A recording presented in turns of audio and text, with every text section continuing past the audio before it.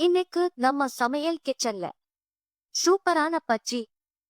முதல்ல வெங்காயம், உருளைக்கிழங்கு, கத்திரிக்காய், பச்சை மிளகாய் எல்லாத்தையும் ரெடி பண்ணிக்கலாம். பச்சிக்கு எல்லாரும் வரிசையா நிக்கணும்.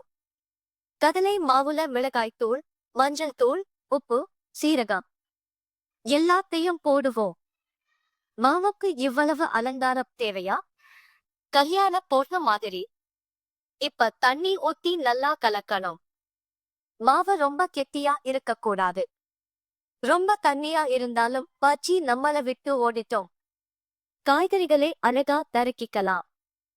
வெங்காயம் மட்டும் நறுக்கும் போது கண்ணீர் வருது. பச்சி சாப்பிடுறதுக்கு முன்னாடியே சென்டிமெண்ட். இப்ப காய்கறியை மாவுல தள்ளாட்டி பண்ணணும்.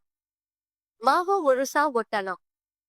இல்லனா பச்சி நான் தனியா போறேன் சொல்லிடும். சூடான எண்ணெயில மெதுவா போட்டு பொன்னிறமா பொரிக்கணும்.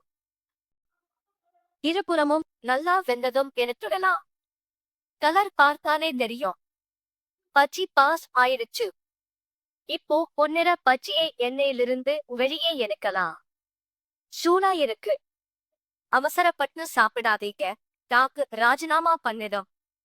இதோ நம்ம சூப்பரான பச்சடி. தேங்காய் சட்னி சாஸ் கூட சேர்த்து சாப்பிட்டா ஒரு பிளேட் போதாது. சாப்பிட ஆரம்பிச்சா இன்னும் கொஞ்சம் சொல்லிக்கிட்டே இருப்போம்.